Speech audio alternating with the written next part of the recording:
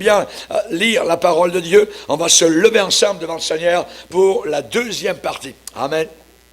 Alors, la deuxième partie, donc, de la prophétie, la conférence intitulée « La prophétie, mes paroles ne passeront pas ». Donc, nous sommes rendus actuellement à la deuxième partie. Alléluia, gloire au Seigneur. On va lire, si vous voulez bien, donc, dans Deutéronome, chapitre 18, nous allons lire au verset 11. Deutéronome, chapitre 18, on peut commencer au verset 9, si vous voulez bien. Lorsque tu seras entré dans le pays que l'Éternel, ton Dieu, te donne, tu n'apprendras point à imiter les abominations de ces nations-là. Dans la Bible, nation, souvent, ça veut dire les païens, ces païens-là. Qu'on ne trouve chez toi, et là, le Seigneur va décrire, va descendre une liste de personnes.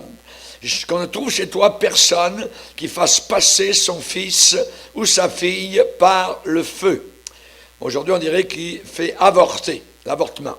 Personne qui exerce le métier. Il y a des métiers que Dieu n'aime pas. Voyez, le métier de devin, d'astrologue, d'augure, de magicien, d'enchanteur. Personne qui consulte ceux qui évoquent les esprits ou disent la bonne aventure. Personne qui interroge les morts, qui parle aux morts, car quiconque fait ces choses est en abomination à l'Éternel. Et c'est à cause de ces abominations que l'Éternel, ton Dieu, va chasser ces nations devant toi.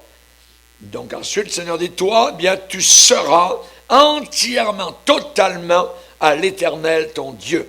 Car ces nations que tu chasseras, écoute les astrologues et les devins. Mais à toi, l'Éternel, ton Dieu, ne le permet pas. Amen. Alléluia. Seigneur, nous te bénissons pour ta sainte parole. Nous te remercions, Seigneur, pour la joie que nous avons à plonger nos regards dans ces événements de la fin des temps, Seigneur. Nous te remercions, Seigneur, pour cette grande partie des Écritures qui nous parle de ton retour. Aide-nous à réaliser, à comprendre, Seigneur, et à nous tenir prêts, à être préparés, Seigneur, pour ce grand événement. Dans le nom de ton Fils Jésus qui revient. Amen. Et tout le peuple dit Amen. Gloire à Dieu. On peut s'asseoir, frères et sœurs. Alléluia. Gloire à Dieu. Amen. Gloire au Seigneur. Vous savez, l'écuménisme, c'est quelque chose, évidemment, donc... je vais tourner mon chose. Okay. L'écuménisme, c'est quelque chose qui veut dire tous ensemble. Toutes les religions sont bonnes, donc on marche ensemble. Oublions ce qui nous divise et concentrons-nous uniquement sur ce qui nous unit. Et vous savez qu'un des slogans de la franc-maçonnerie, c'est l'unité dans la diversité. C'est exactement donc ce que l'écuménisme est en train de prôner actuellement et au travers donc des derniers papes que nous avons vus, donc, qui ont fait des grandes conférences à Assise, la première, hein, où tout le monde était réuni, les bouddhistes, les hindouistes, l'église orthodoxe grecque, zoroaster, les Indiens d'Amérique du Nord, avec le calumet de la paix, tout ça, et leur religion, donc, où ils invoquent les morts, hein, tout ça. Il y avait le culte des anciens, et tous ceux qui font des offrandes aux morts, tous ceux qui adorent le bois, ou la pierre, les statues, ceux qui font du vaudouisme, il y avait toutes sortes donc de mondes là. Et on sait actuellement que cela est en train donc de monter sous nos yeux actuellement. Et nous avons dans la parole de Dieu, spécialement dans l'Apocalypse au chapitre 18, nous avons donc la Babylone ecclésiastique qui est un repère de démons. Et cela, évidemment, donc, ils y vont, je dirais, à force, je dirais, de cours redoublés, parce que le temps est court pour eux particulièrement, et donc ils essayent actuellement de prendre les enfants à l'école.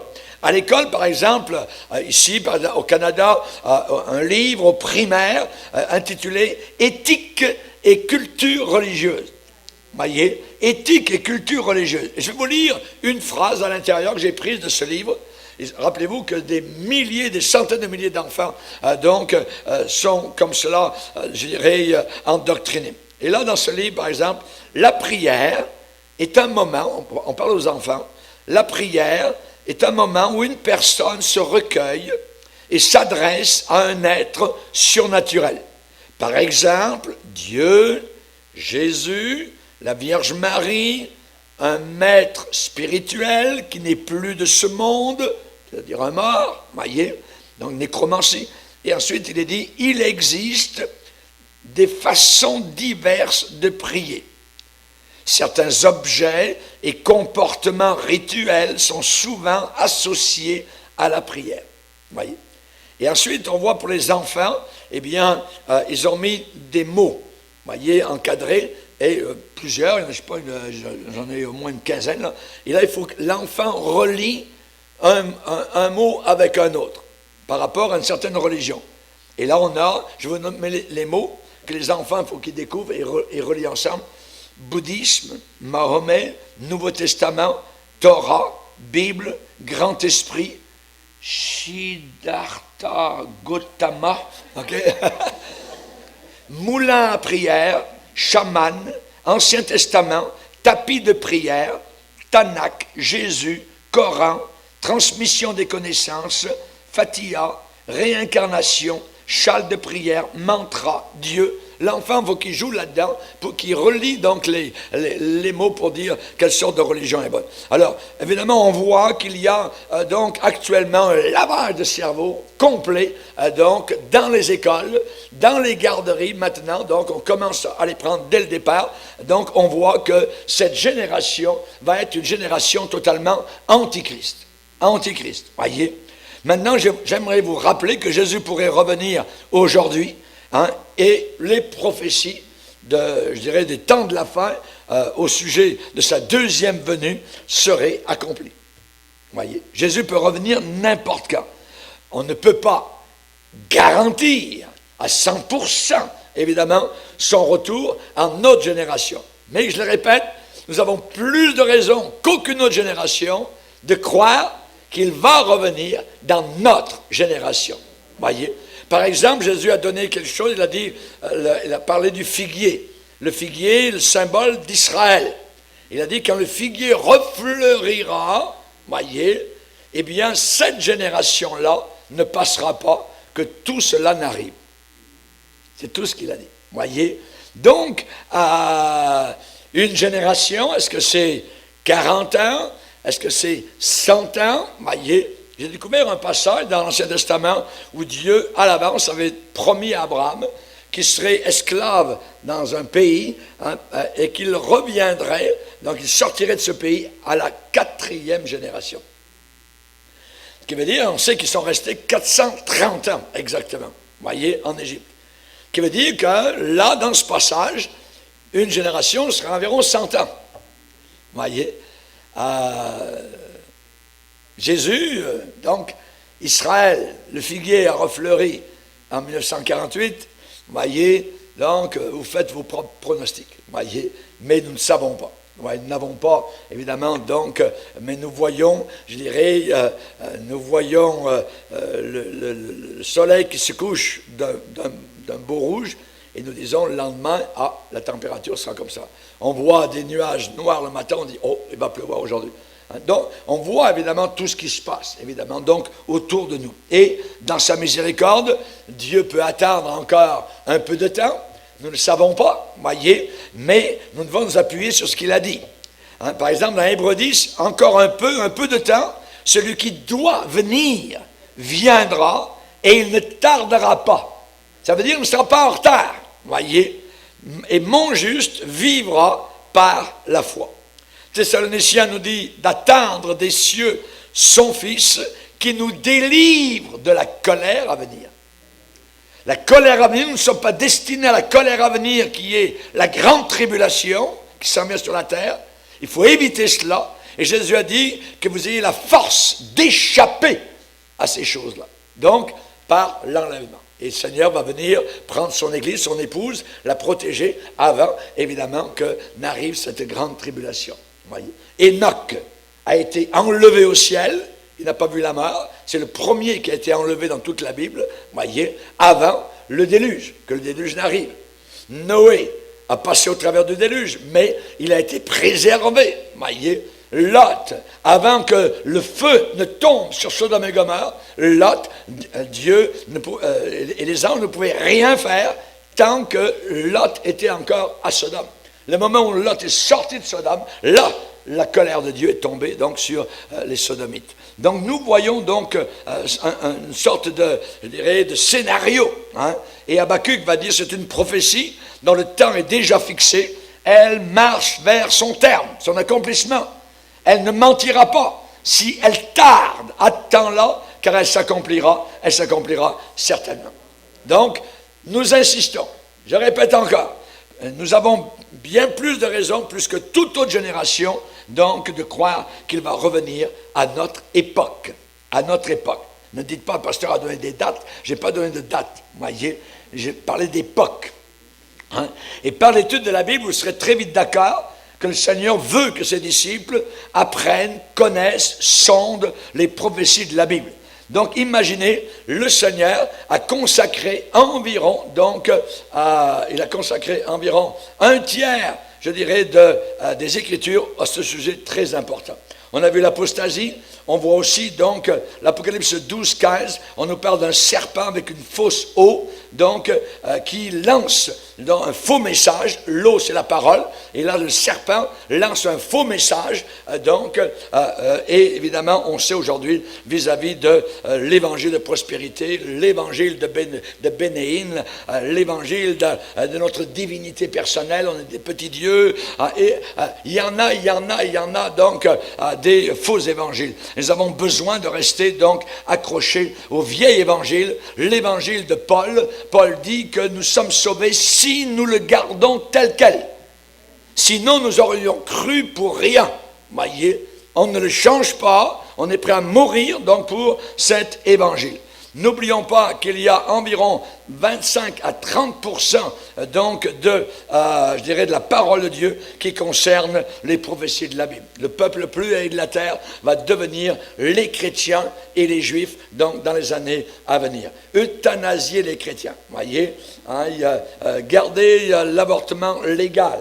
Ainsi de suite. Donc, on a évidemment donc, cette montée, je dirais, donc, de haine contre les chrétiens. L'écuménisme, toutes les religions sont bonnes, voyez, il suffit de croire à quelque chose, ou même, le pape dit, même si on croit à rien, tout ça, et puis, non, c'est pas de problème, Dieu nous aime, on va tous aller au ciel, voyez. Donc, ça, c'est l'universalisme.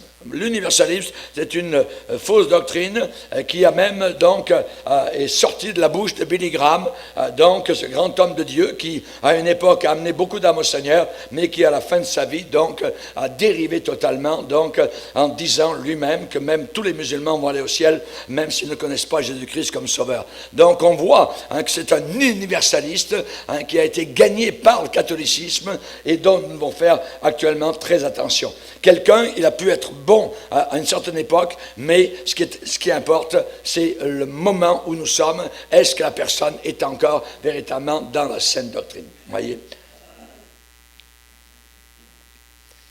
30% environ de la parole de Dieu concerne la façon de sonder les prophéties donc bibliques, des prophéties de la parole de Dieu. Et la prophétie biblique, eh bien particulièrement, nous enseigne deux choses. Premièrement, les événements futurs. Et deuxièmement, nous enseigne la prophétie biblique que Dieu garde sa parole et ses promesses. Ce qu'il dit, il le fait. Ce qu'il décrit, il le fait. Donc la Bible nous indique des événements futurs à venir, voyez, et deuxièmement, Dieu garde sa parole, je dirais, à 100%. Dieu garde ses promesses à 100%. On n'est pas dans les plates-bandes de Nostradamus, du Harry Potter ou de la science-fiction, ou dans des choses imaginaires, irréelles, voyez, ou des fables, voyez, où Dieu m'a dit, Dieu m'a montré, j'ai eu un rêve cette nuit, cette suite, voyez, on a toutes sortes de gens aujourd'hui qui peuvent avoir et nous arriver donc avec des choses qui contredisent la parole de Dieu. Nous devons nous appuyer sur les Écritures. Toute l'Écriture est inspiré de Dieu et utile pour enseigner, corriger, convaincre. Voyez? Donc, Jésus a dit, le ciel et la terre passeront, mes paroles, ce que j'ai déclaré, ne passera pas. Ça ne passera pas. Il n'y a pas un seul iota, un trait de lettre à dire Jésus que tout ce que j'ai dit, que tout ce que la Bible dit n'arrive. Tout va arriver. Voyez, Jésus a dit un jour dans Jean chapitre 5, vous sondez les Écritures car vous pensez avoir en elles la vie éternelle. Alléluia. Et vous ne voulez pas venir à moi pour avoir la vie éternelle. Il a dit cela donc à des gens religieux. Vous sondez les Écritures car vous pensez avoir en elles la vie éternelle. Et ça, c'était vrai.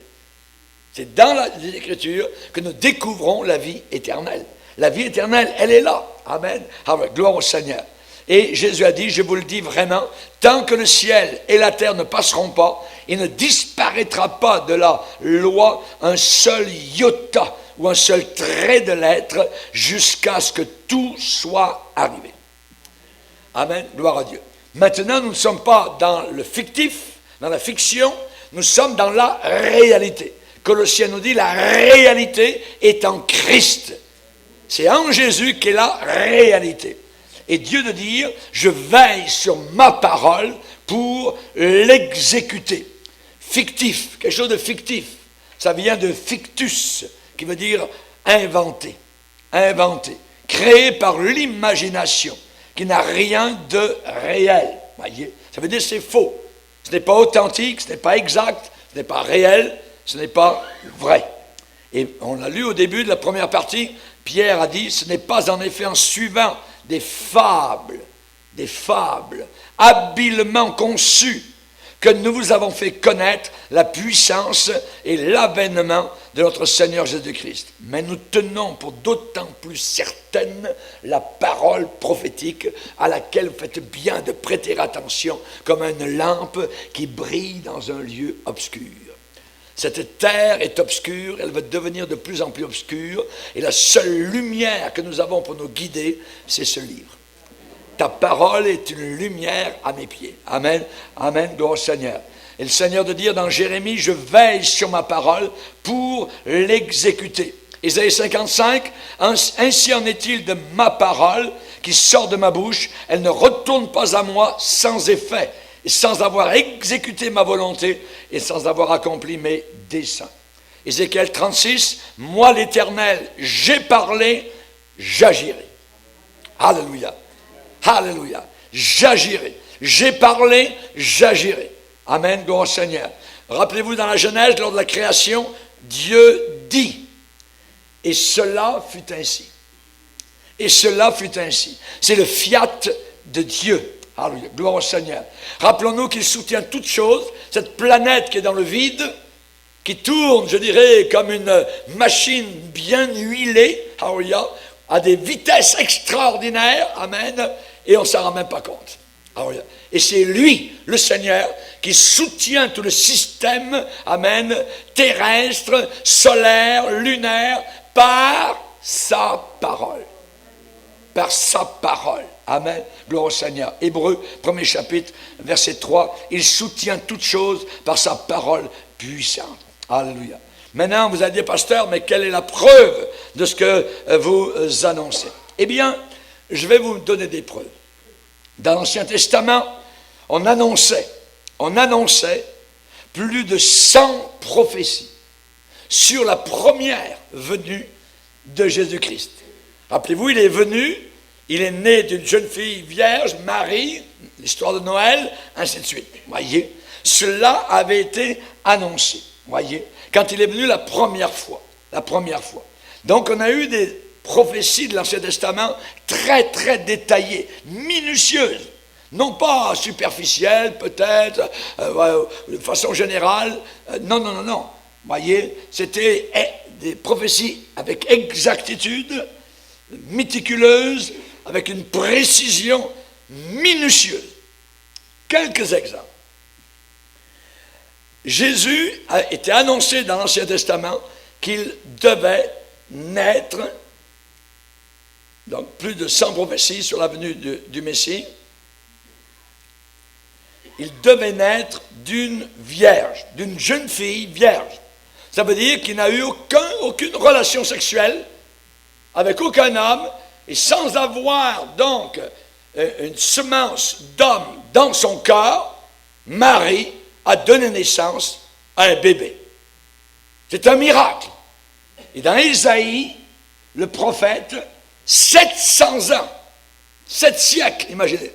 C'est pas juste le jour avant, voyez, 7 siècles auparavant, la prophétie disait, dans Ésaïe 7, c'est pourquoi le Seigneur lui-même vous donnera un miracle, un signe miraculeux.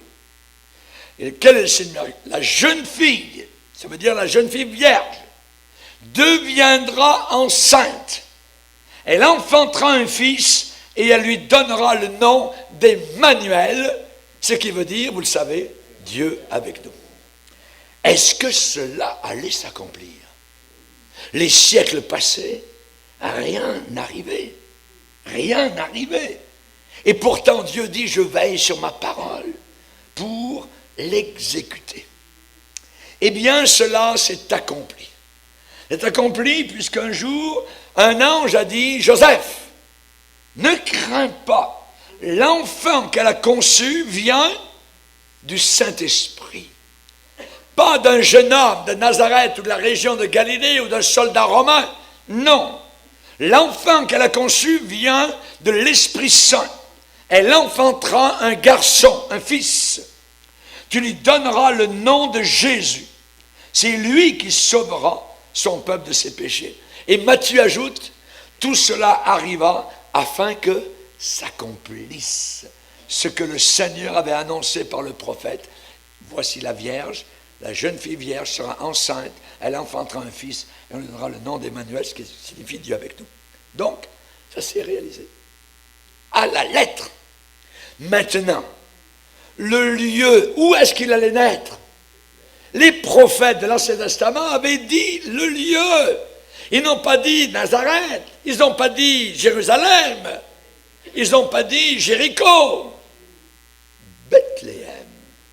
Bethléem était le lieu 500 ans avant que cela n'arrive. Le lieu de naissance du Messie, c'était Bethléem. Et toi, Bethléem, petite entre les milliers de Juda, de toi sortira pour moi celui qui dominera sur Israël et dont l'origine remonte au temps de l'éternité. Alléluia. Bien beau la prophétie, mais est-ce que ça allait s'accomplir? Bien, chers amis, croyez-le ou non, Marie était à Nazareth. Et à Nazareth, elle était enceinte.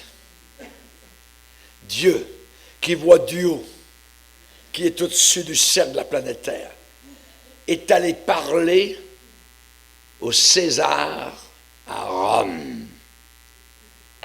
Et soudain, ce César à Rome a dit, ce serait bien de faire un recensement. Et il a ordonné un recensement pour tout l'Empire romain. Et ce recensement a obligé le jeune couple qui habitait au nord d'Israël, à Nazareth, à descendre, à marcher jusqu'au lieu du lieu de leur lignée, je dirais, généalogique, qui était Bethléem. Et l'enfant n'est pas né en cours de route, voyez, il est né à Bethléem, parce que le prophète Michée avait dit, et toi, Bethléem, de toi sortira pour moi celui dont l'origine remonte au temps de l'éternité. Alléluia! Dieu dit, je veille sur ma parole pour l'exécuter. Alléluia. Merci Seigneur. Merci Seigneur. Les principaux sacrificateurs, quand les mages sont arrivés, ils ont dit, il est né un roi ici. Ouais, un roi. Bon, Hérode, c'est moi qui suis le roi. Comment ça se fait? Il y en a un autre, tout ça. Et là, il doit être où? Quel endroit, tout ça? Il est allé voir les scribes, les pharisiens, qui eux connaissaient les rouleaux donc, de l'Ancien Testament. Et ils connaissaient l'endroit. Ils ont dit vrai. Ils ont dit, roi Hérode, c'est à Bethléem que doit naître le Messie. Ah ouais. Ah ben allez-y, allez-y. Puis moi aussi, je vais aller là-bas à Bethléem pour l'adorer. Et vous connaissez évidemment l'histoire. C'était Bethléem. C'était pas Jérusalem. Amen.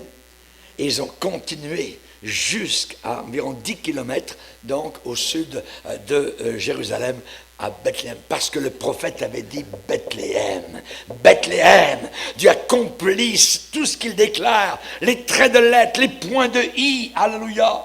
Maintenant, les prophètes de l'Ancien Testament avaient déclaré que le Messie serait reçu de façon très très mitigée, avec un certain recul. Le prophète Ésaïe avait dit, il sera méprisé, abandonné des hommes. Il n'aurait aucune beauté corporelle, extérieure, aucun éclat pour attirer les regards. Il serait semblable à celui dont on détourne le visage. Ça, c'est la prophétie. Est-ce que cela allait arriver? Eh bien, l'accomplissement, il est venu chez les siens et les siens ne l'ont pas reçu. Ne l'ont pas reçu. Je suis venu au nom de mon Père et vous ne me recevez pas. Et vous ne me recevez pas. Voyez, je veille sur ma parole pour l'exécuter. Ensuite, eh bien, cette façon mitigée de recevoir, je dirais, le Seigneur a été suivie par les souffrances du Messie. Les souffrances du Messie. 7 siècles auparavant, la prophétie disait, il sera un homme de souffrance, un homme de douleur, habitué à souffrir.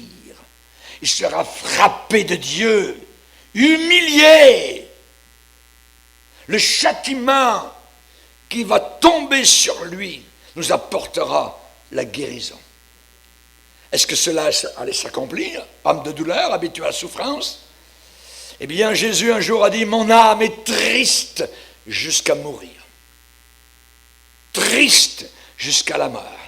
Rappelons-nous qu'il a sué des grumeaux de sang. Rappelons-nous, selon Hébreux, chapitre 5, qu'il a poussé de grands cris et des larmes à celui qui pouvait le sauver de la mort.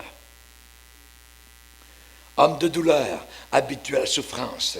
Est-ce que cela allait arriver? Oh yes. Je veille sur ma parole pour l'exécuter. Le prophète avait dit aussi qu'il apporterait la guérison. Qu'il apporterait la guérison. Voyez, souffrance de Christ, les clous, voyez, frappé, humilié, le sang, tout nu de haut en bas, parfois au milieu de ses excréments, abominable, humiliation totale. La Bible dit qu'il a méprisé la honte. Le prophète avait dit qu'il apporterait la guérison. Est-ce qu'il l'a fait? Il a dit, Ésaïe avait dit 700 ans auparavant, cependant ce sont nos souffrances qu'il a portées, c'est de nos douleurs qu'il s'est chargé. L'accomplissement réel, et Matthieu en parle, Jésus guérit tous les malades afin que se réalise ce qui avait été annoncé par Ésaïe le prophète. Il a pris nos infirmités, il s'est chargé de nos maladies. C'est arrivé, exactement. Maintenant, si on prend la mort du Messie, voyez, la mort du Messie. Comment la prophétie, qu'est-ce que la prophétie disait? Il sera maltraité et opprimé. Il n'ouvrira pas la bouche, comme une brebis muette. Il sera emmené à la boucherie. Si vous allez à la boucherie, il y a du sang. Et à Golgotha, le sang, son propre sang, a coulé. Le sang qui nous lave de tous nos péchés. Hey, Jésus, ne réponds-tu rien? Qu'est-ce que ces hommes déposent contre toi? C'est ce que le gouverneur lui a demandé.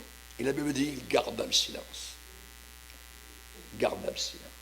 Pourquoi? Parce que la prophétie disait, brebis muette. Les mots, chaque mot de la Bible est inspiré. Muette. Semblable à un agneau qu'on mène à la boucherie. À la boucherie. Ne répondit rien, il garda le silence.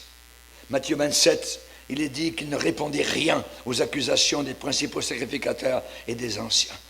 La prophétie prédisait sa façon de mourir. La façon de mourir. Comment allait-il mourir? Le modus operandi, la méthode d'exécution. Vous savez que Louis XVI, sur la place de la Concorde à Paris, eh bien, lui, il a été guillotiné. Comment Jésus allait-il mourir? Par la crucifixion. Qui a inventé la crucifixion? Les Perses, voyez. Ce sont les Perses qui l'ont inventé en premier. Ensuite, la Phénicie, Carthage s'en est servi. Ensuite, l'Égypte. Ensuite, les Romains, donc, s'en sont servis. Méthode d'exécution, donc, où l'on perce, où l'on cloue sur du bois les condamnés.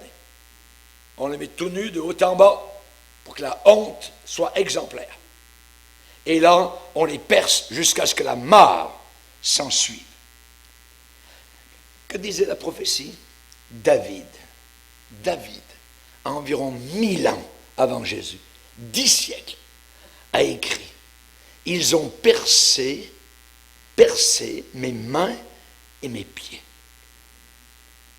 David n'a jamais eu les pieds et les mains percés. Donc, de qui parlait-il? De quelqu'un d'autre. Il parlait du Messie. Son psaume 22 était un psaume prophétique, un psaume messianique qui parlait: ils ont percé mes mains et mes pieds. Est-ce que cela allait arriver? Eh bien, il est dit dans Luc 23, lorsqu'ils furent arrivés au lieu appelé Crâne, ils le crucifièrent. Ils le clouèrent.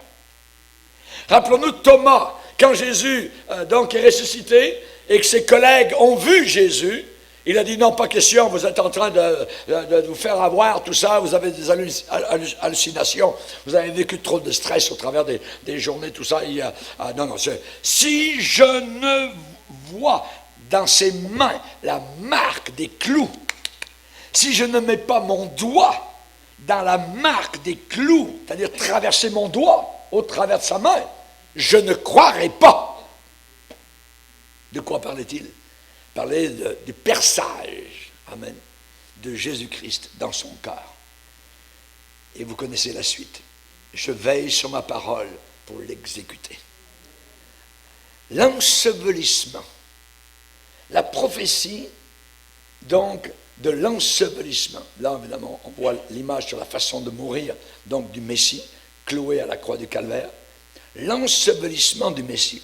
La prophétie déclarée, dans Ésaïe 53, on a mis son tombeau parmi les méchants, son tombeau avec le riche, quoiqu'il n'eût point commis de violence et qu'il n'y eût point de fraude dans sa bouche. Donc on parle d'un tombeau avec le riche. Imaginez, 7 siècles. Est-ce que cela allait s'accomplir? Eh bien, il est dit qu'il y avait un homme riche d'Arimathée, nommé Joseph, qui s'est rendu vers Pilate, le gouverneur romain, et a demandé le corps de Jésus. Pilate ordonna de le remettre. Joseph prit le corps, Joseph d'Arimathée prit le corps, l'enveloppa d'un linceul blanc et le déposa dans un sépulcre, dans un tombeau neuf qui s'était fait tailler dans le roc. Alléluia. Gloire au Seigneur. Pas besoin, Jésus, d'acheter un tombeau, juste une fin de semaine, voyez, dans le tombeau et ensuite terminé. Voyez, donc il l'a emprunté. Amen. Mais c'est exactement ce que la prophétie déclarait. Voyez, un homme riche, on mettra son tombeau avec le riche. C'est arrivé exactement. Maintenant, si on prend sa résurrection, la résurrection du Messie, la prophétie disait, c'est David qui a écrit au psaume 16, « Tu ne livreras pas mon âme au séjour des morts. Tu ne permettras pas que ton bien-aimé voie la corruption, c'est-à-dire que son corps pourrisse. Tu me feras connaître le sentier de la vie. » Et vous savez, le jour de la Pentecôte, l'apôtre Pierre a dit à la foule, Dieu l'a ressuscité en le délivrant des liens de la mort, car il n'était pas possible qu'il soit retenu par la mort. Pourquoi? Parce que David dit de lui, à son sujet, et là il va citer le psaume 16, « Tu n'abandonneras pas mon âme dans le séjour des morts, tu ne permettras pas que ton sein voie la corruption, tu m'as fait connaître les sentiers de la vie. Je veille sur ma parole pour l'exécuter. » Ça, c'est la première venue de Jésus. Maintenant, nous sommes rendus, nous, pour... Il va revenir. La deuxième. Amen. Alors, qu'est-ce que ça nous dit? Si, écoutez bien, c'est facile, si les prophéties à son sujet ont été accomplies avec tant de fidélité, de précision, d'exactitude, avec tant de, je dirais, de précisément, pour sa première venue. C'est la raison pour laquelle le chrétien est tellement confiant qu'il va revenir physiquement sur cette terre pour établir son royaume. Alléluia. Que ton règne vienne. Nous ne prierons plus cette prière parce qu'il va accomplir son règne. Que son règne va venir. Gabriel a dit à la jeune fille Marie, il régnera éternellement et son règne n'aura pas de fin. Alléluia. Et ça correspond à Daniel chapitre 2, 44, un royaume qui ne sera jamais détruit et qui subsistera éternellement. Alléluia. Daniel l'a vu dans la gloire, Jésus, il dit dans son témoignage, on lui donna la domination, la gloire et le règne, et tous les peuples, les nations, les hommes de toute langue le servirent, et sa domination est une domination éternelle. Donc il a promis qu'il ferait tout cela, qu'il reviendrait, qu'il descendrait une deuxième fois. Et il a dit cela, écoutez bien, 5 fois plus souvent qu'il avait promis de venir la première fois. 5 fois plus souvent. Donc, c'est quelque chose de merveilleux. Sa deuxième venue a été annoncée 5 fois plus souvent que la première. Je reviendrai et je vous prendrai avec moi, afin que là où je suis, vous y soyez aussi. Tu vas y être, mon frère, ma sœur. Alléluia.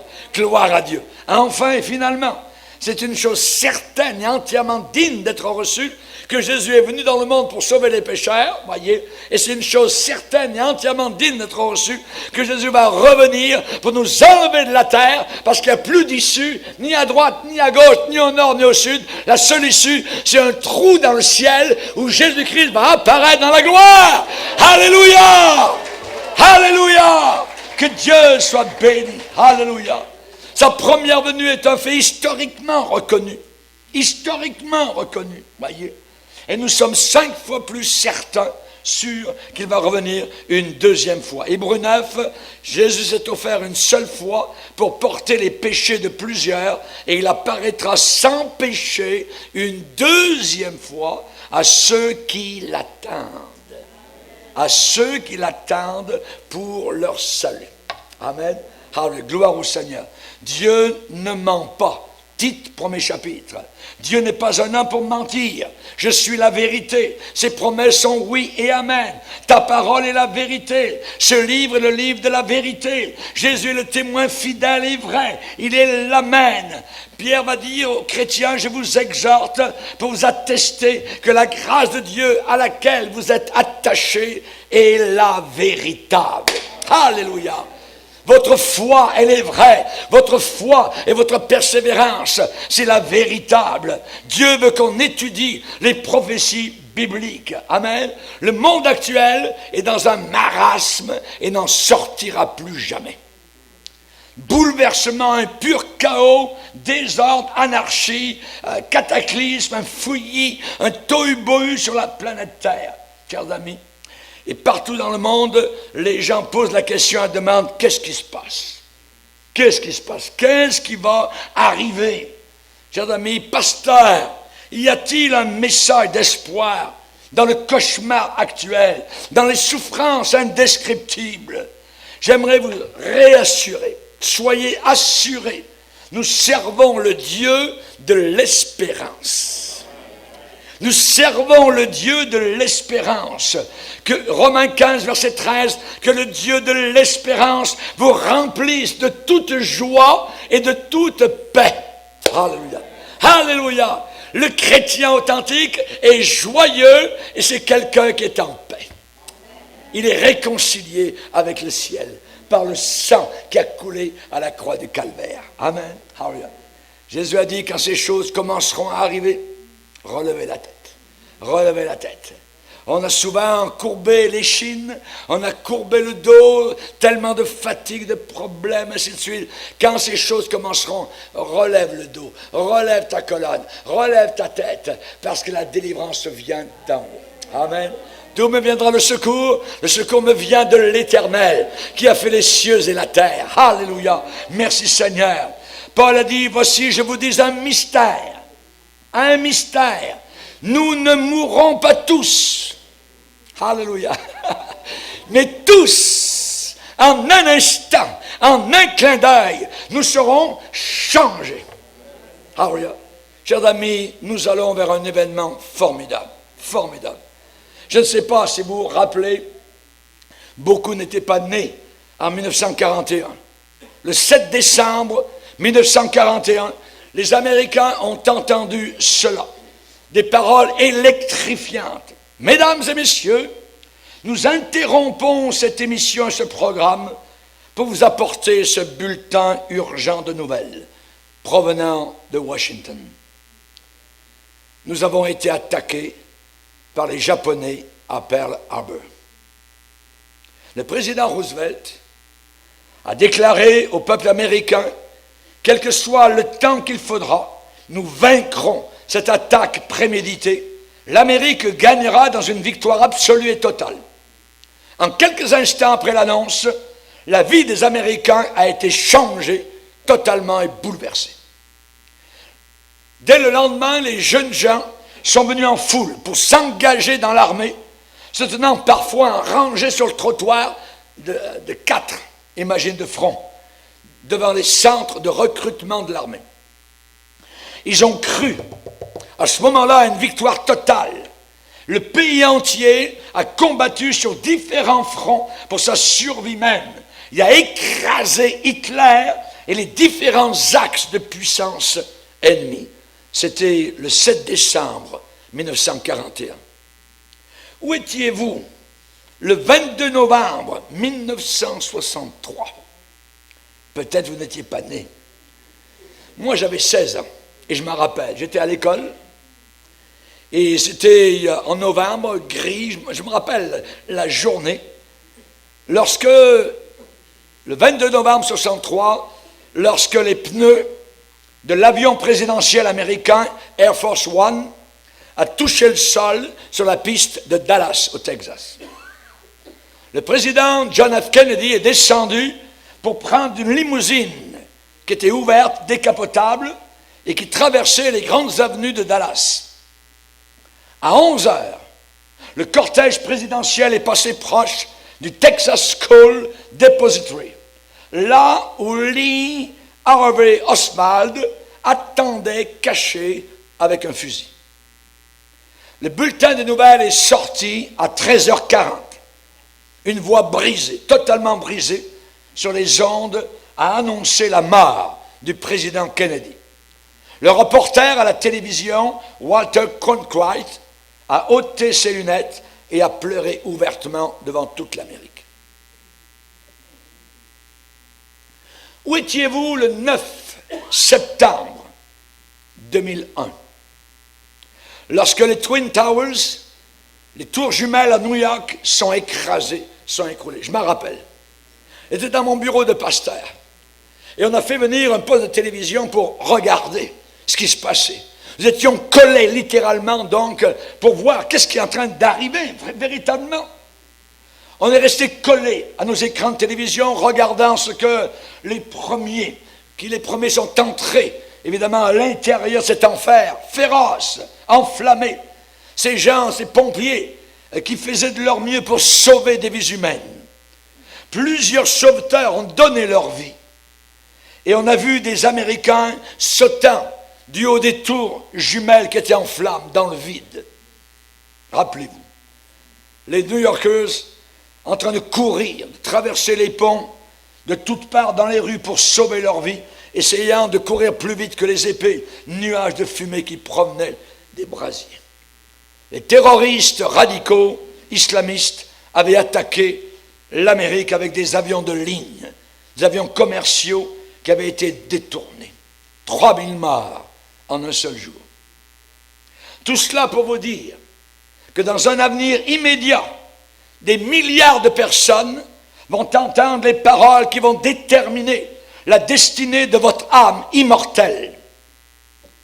Nous interrompons ce programme pour vous annoncer que l'Église de Jésus-Christ a été enlevée de terre. Des millions de personnes ont disparu sans laisser de traces.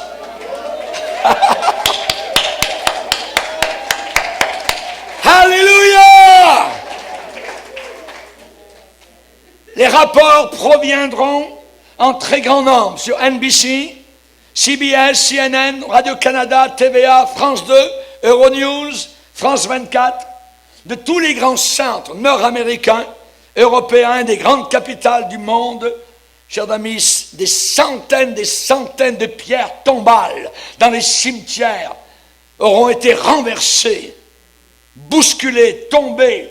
Certaines maisons funéraires de toutes les régions de la terre rapporteront que certaines personnes qui étaient mortes ont été ressuscitées. On les a vues de nos yeux et ensuite ont disparu. Des fils sans fin sur des centaines de kilomètres, des voitures, des camions parqués sur le bord des routes et autoroutes, les moteurs encore en marche, mais leurs passagers rapportés manquant de façon mystérieuse et très bizarre. Des avions vont tomber du ciel alors que les pilotes chrétiens auront été appelés à la maison du ciel. Des centres de nouvelles rapporteront que les églises autour du monde sont remplies à craquer de gens qui pleurent, qui sanglotent de façon incontrôlable, car ils savent très bien qu'ils ont manqué, ils ont passé à côté de l'enlèvement et ont été laissés derrière, left behind. Et ceux qui seront restés feront face à la venue de l'homme du diable, l'homme de l'enfer, l'antichrist, qui les forcera, qui les obligera à recevoir sa marque sur la main droite ou sur le front. Et la Bible dit que ceux qui prendront cette marque perdront leur âme éternelle. Apocalypse 14, versets 9 à 11. Et refuser de prendre la marque de la bête, la Bible dit qu'ils seront décapités. Apocalypse chapitre 13, verset 15. Le marché mondial, le stock market, s'écroulera soudainement. Des fortunes mondiales seront perdues. Des millions de personnes qui manquent maintenant à l'appel étaient la force ouvrière des pays qui travaillaient, la workforce, la main-d'œuvre des pays de la terre. Les monnaies mondiales vont s'écrouler, vont s'écraser. Les chefs du monde vont réclamer un César, un tsar économique pour qu'ils prennent vite le contrôle de tous les gouvernements et de toutes les devises dans le système monétaire et de toutes les religions. Ce qui sera diffusé cette journée-là sur les ondes, le monde tel que nous l'avons connu jusqu'à présent est arrivé à sa fin. Certains de ceux qui m'écoutent maintenant, vous allez peut-être entendre ces paroles même sur la radio, télévision, Internet, Facebook, Twitter, et vous allez courir à l'église, qui sera remplie à déborder, à craquer par ceux et celles qui jouaient à l'église, qui parlaient de religion et de Jésus et de la Bible, sans avoir vécu une relation authentique avec Jésus par la repentance. Mais tous les vrais chrétiens, les autres, ne seront plus là, plus présents, partis, en un clin d'œil. En un clin d'œil. Pasteur, quelle différence ça fait si je crois dans l'enlèvement ou pas? C'est très simple. C'est que vous ne l'attendez pas. Si vous ne l'attendez pas, vous n'irez pas avec lui. Il vient pour ceux qui l'attendent. Veillez donc et priez en tout temps, afin que vous ayez la force d'échapper à toutes ces choses qui arriveront et de paraître debout devant le Fils de l'homme. Alléluia. Si vous n'attendez pas le retour de Jésus, si vous n'attendez pas la venue de Jésus, l'avènement de Jésus, vous ne monterez pas dans l'enlèvement. La couronne, elle est pour tous ceux qui auront aimé son avènement, qui auront aimé qu'il revienne. Jésus apparaîtra sans péché une deuxième fois à ceux qui l'attendent pour leur salut. Notre cité à nous est dans les cieux, d'où nous attendons aussi comme sauveur le Seigneur Jésus qui transformera le corps de notre humiliation en le rendant semblable au corps de sa gloire. Philippiens 3, verset 20. Alléluia. Voilà ce qui est en réserve pour ceux qui croient Jésus et ceux qui rejettent Jésus, les moqueurs. Chers amis, la Bible dit que le Seigneur lui-même descendra. Descendra. Si vous écoutez, spirituellement parlant, si vous écoutez attentivement, avec beaucoup d'attention, vous pouvez presque entendre les pas du Messie. Il s'en vient. Il marche vers la terre, au travers des nuages de gloire. Le Seigneur lui-même, lui en personne, viendra, descendra. Jésus, le prince de gloire, apparaîtra soudainement, tout à coup, brusquement, subitement, de façon imprévue, foudroyante, éclatante et glorieuse. Que vous soyez trouvés veillant à son arrivée soudaine. Marc 13, verset 36. Demeurez en lui, afin que lorsqu'il paraîtra, vous ayez de l'assurance et qu'à son avènement, vous ne soyez pas éloignés de lui. La trompette va sonner, annonçant l'apparition de la royauté. La voix de l'archange appellera, convoquera, rassemblera les justes déjà morts, en dehors de leur tombeau et partout tout autour de la terre. Les lieux mortuaires, les cimetières exploseront alors que les occupants chrétiens prendront leur essor en montant comme une flèche vers les cieux. Alléluia. Alléluia. Est-ce que Dieu est capable d'accomplir ce qu'il dit? Rappelez-vous les prophéties de l'Ancien Testament pour sa première venue. Amen. Alléluia. Il va emmener à la maison son épouse. Son épouse. Je saurai, ah oui, je saurai que c'est le vrai Jésus. Quand mon corps glorifié voguera, appareillera, naviguera au travers des airs, passera au travers de la Voie lactée. Bye bye la lune, bonjour soleil, au revoir soleil, et ainsi de suite. Et nous allons monter comme une flèche, amen, dans la présence du Dieu vivant jusqu'au 3e ciel. Alléluia, gloire au Seigneur. Quand je me tiendrai devant lui, avec mon nouveau corps, libre de toute maladie, libre de toute fatigue, paraissant 100 fois mieux que toutes les stars de cinéma ici-bas, je saurai que je suis en face du roi. Alléluia! Oh, merci Seigneur, merci Seigneur. Ah oui, je le reconnaîtrai. Ah oui, je le reconnaîtrai par la marque dans ses mains et dans ses pieds. Alléluia. Voir mon Sauveur face à face. Voir mon Sauveur face à face. Plus besoin de mes lunettes. Merci Seigneur. Alléluia. Amen. Plus besoin d'appareil auditif. Les genoux ne grinceront plus à chaque pas. Plus besoin de canne, tout ça. Terminé. Alléluia. Gloire au Seigneur. Nous viendrons juste de participer à l'enlèvement de l'Église. À l'enlèvement de l'Église. Amen. Une question pour vous aujourd'hui. Es-tu prêt? Es-tu préparé à cet enlèvement? Vos bien-aimés sont-ils prêts? Savent-ils? Le temps devient de plus en plus court. Il n'y a aucun moment à perdre. Amen. Si vous n'êtes pas sûr à 100%, alors il faut prier la prière de repentance. Amen. Dieu ne se soucie pas, absolument pas, de ce que vous avez été ou de ce que, je dirais, vous avez fait dans le passé. Il s'intéresse uniquement au lieu où vous allez. Au lieu où vous allez. Il veut que vous soyez avec lui. Amen. Gloire au Seigneur. Encore un peu de temps. Celui qui doit venir viendra et ne tardera pas. Et mon juste vivra par la foi. Amen. Alors, quand Jésus appellera à lui tous ses saints, des millions de personnes vont disparaître soudainement de la planète Terre. Amen.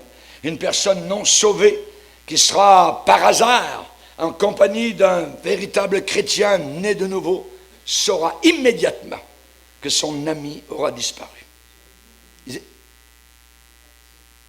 J'étais en train de parler avec lui. Il n'est plus là. Il n'est plus là. Il y aura une reconnaissance des faits à la grandeur du monde.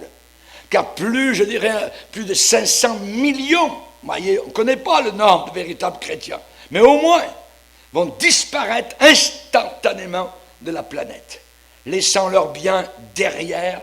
Qu'est-ce qui va régner pendant un certain temps après l'enlèvement de l'Église? Je vais vous le dire. Confusion totale. Confusion totale sur la terre, désorganisation complète, amen, un chaos, un désarroi, un fouillis, un désordre, bouleversement, un marasme indescriptible. Des millions de conversations seront stoppées soudainement au milieu de phrases. Les gens parlaient. Au téléphone, iPod, tout ça, soudainement silencieux. L'autre ne parle plus.